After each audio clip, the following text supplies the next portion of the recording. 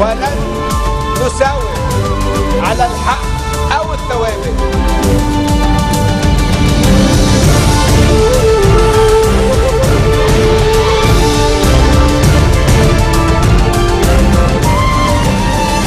Good afternoon. You're watching the English newscast on Future Television. I'm Yumna Nofat, and these are today's top stories.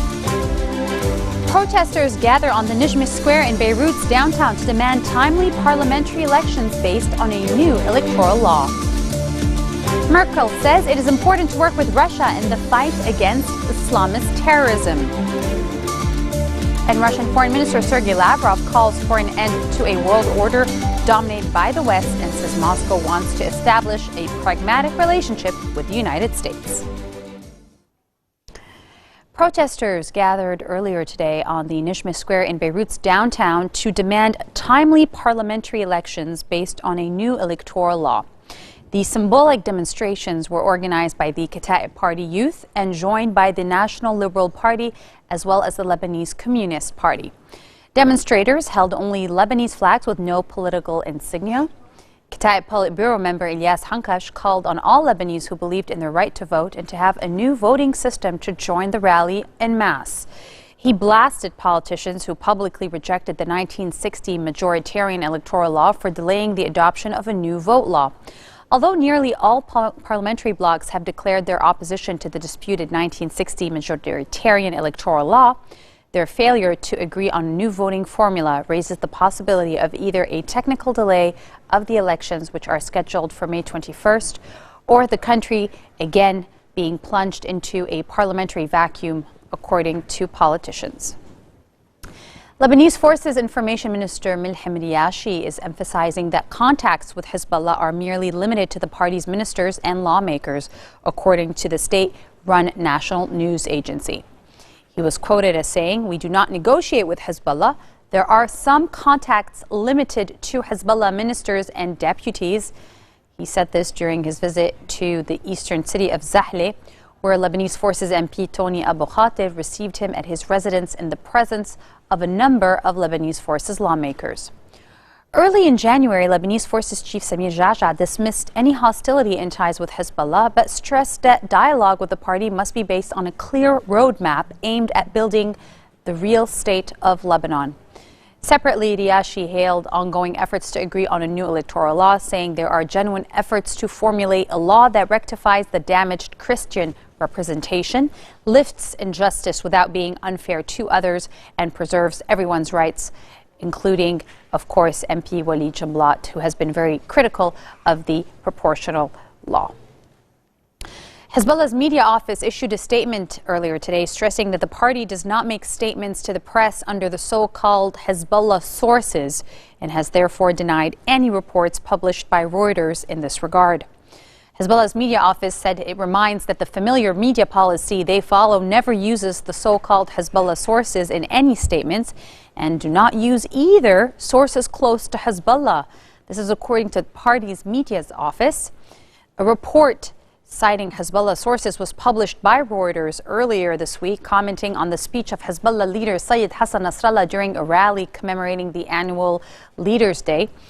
And he was quoted as saying, "We emphasize that none of Hezbollah's officials made a statement of this kind." However, Reuters also quoted the source as saying that Hezbollah is not worried about the arrival of President Donald Trump, but has rather called him inadequate and has drawn red lines to prevent any threatening action against Lebanon or the party.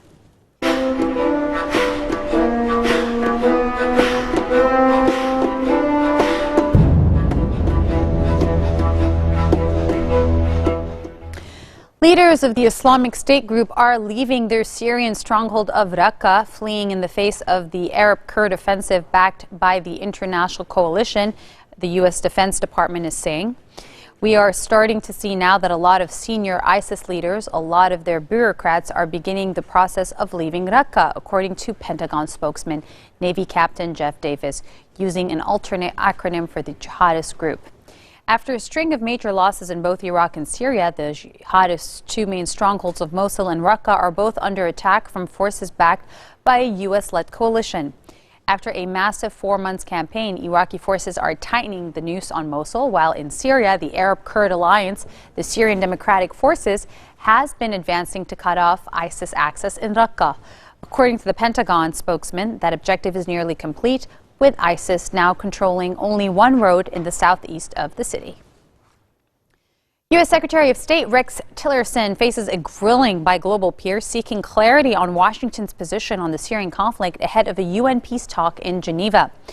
On the sidelines of a G20 gathering in Germany, Tillerson joined a group of countries supporting the Syrian opposition for talks pushing a political solution to the now nearly 6-year war.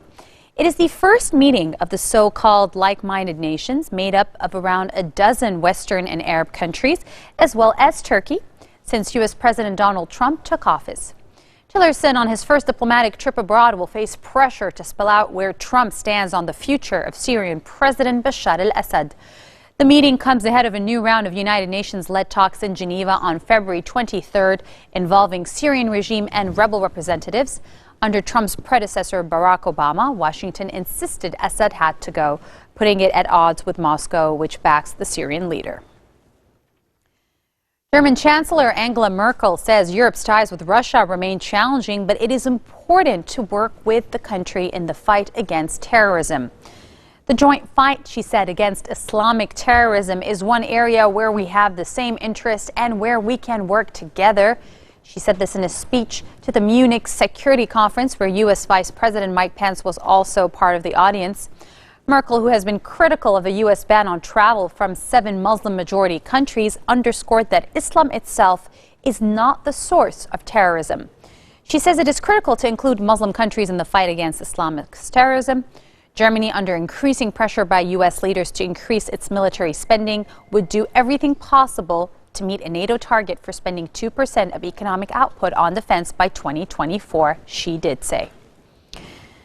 And taking the stand was Russian Foreign Minister Sergei Lavrov as well, calling for an end to a world order dominated by the West, saying that Moscow wants to establish a pragmatic relationship with the United States. Lavrov, speaking at the Munich Security Conference shortly after U.S. Vice President Mike Pence, told the audience Washington remains unwavering in its commitment to the U.S.-led NATO military alliance as it faces a more assertive Russia.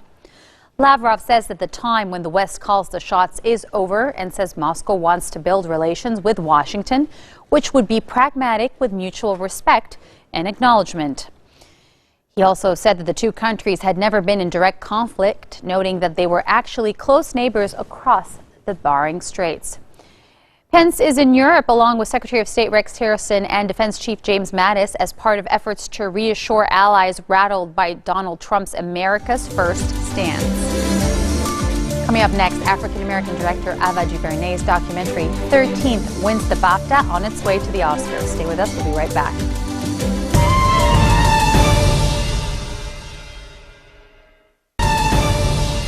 Welcome back. U.S. President Donald Trump is tweeting that the media is the enemy of the American people. The fake news, he says, media, calling at New York Times, at NBC News, at ABC, CBS, and CNN, is not my enemy. It is the enemy of the American people. He wrote this in his tweet a day after his solo news conference, during which he sparred with journalists and accuses them of creating fake news. Trump has repeatedly described media criticism of him as fake since taking office last month, labeling the media as the opposition party. On Thursday, he dismissed a growing controversy about ties between his aides and Russia as a ruse and a scam perpetrated by a hostile news media. Donald Trump is also promising to boost U.S. manufacturing and to punish companies for moving jobs overseas during a visit to a Boeing plant to celebrate the unveiling of its latest Dreamliner jet. The Republican president, who has feuded previously with the plane maker over projected cost for the next version of Air Force One, gave a ringing endorsement to the company on Friday and used the event to highlight his pitch to boost homegrown job growth.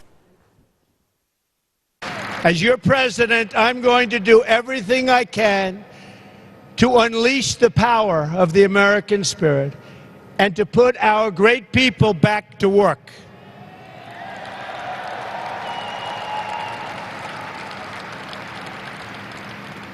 This is our mantra: buy American and hire American.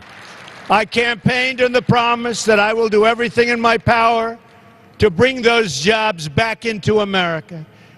We wanted to make much easier, it has to be much easier to manufacture in our country and much harder to leave. I don't want companies leaving our country, making their product, selling it back, no tax, no nothing, firing everybody in our country. We're not letting that happen anymore, folks. Believe me, there will be a very substantial penalty to be paid when they fire their people and move to another country, make the product, and think that they're going to sell it back over what will soon be a very, very strong border. It's going to be a lot different. It's going to be a lot different. Because when American workers win, America as a country wins. Big league wins. That's my message here today. America is going to start winning again, winning like never, ever before. We're not going to let our country be taken advantage of anymore in any way, shape, or form. We love America, and we are going to protect America. We love our workers, and we are going to protect our workers. We are going to fight for our jobs. We are going to fight for our families. And we are going to fight to get more jobs and better paying jobs for the loyal citizens of our country. Believe me. African-American director Ava DuVernay's documentary 13th won the BAFTA Award for Best Documentary, making it one of the favorites to get the Academy Award for documentary category at the Oscars on February 26th. The film is about the 13th Amendment, the abolishment of slavery, and how its wording has impacted the lives of African-Americans since it was brought in. 1 out of 4 human beings with their hands on bars, shackled, in the world are locked up here in the land of the free. Khalif Browder was walking home from a party when he was stopped by police. Then they said, we're going to take you to the precinct, and most likely we're going to let you go home, and then I never went home. The 13th Amendment to the Constitution makes it unconstitutional for someone to be held as a slave.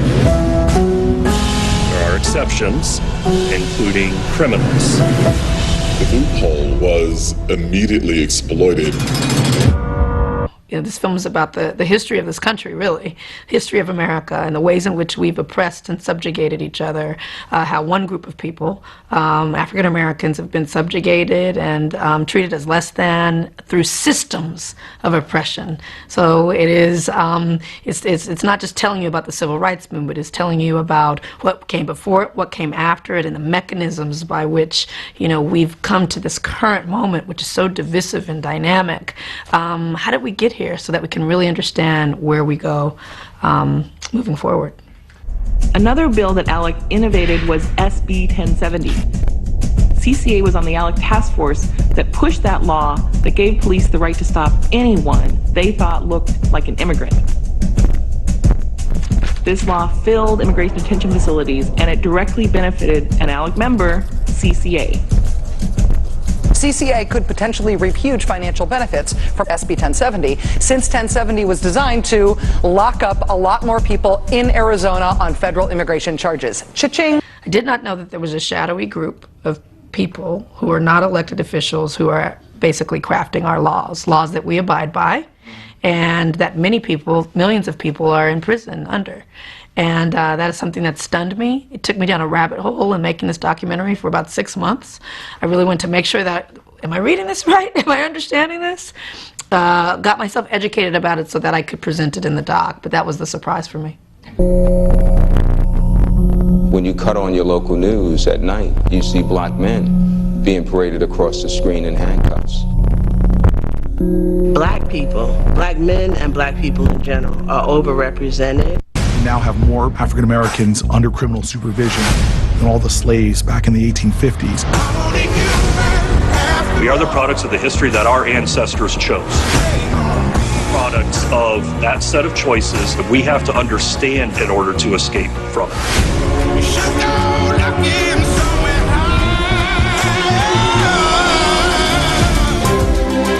This marks the end of our bulletin for today. Now for a reminder of our headlines. Protesters gather on the Nishma Square in Beirut's downtown to demand timely parliamentary elections based on a new electoral law. Merkel says it is important to work with Russia in the fight against Islamist terrorism. And Russian Foreign Minister Sergei Lavrov himself calls for an end to a world order dominated by the West, saying Moscow wants to establish a pragmatic relationship with the United States. Those are your Saturday headlines live on Future Television. Have a great weekend, and we'll see you again for all the latest starting Monday. Take care. ولن نساوم على الحق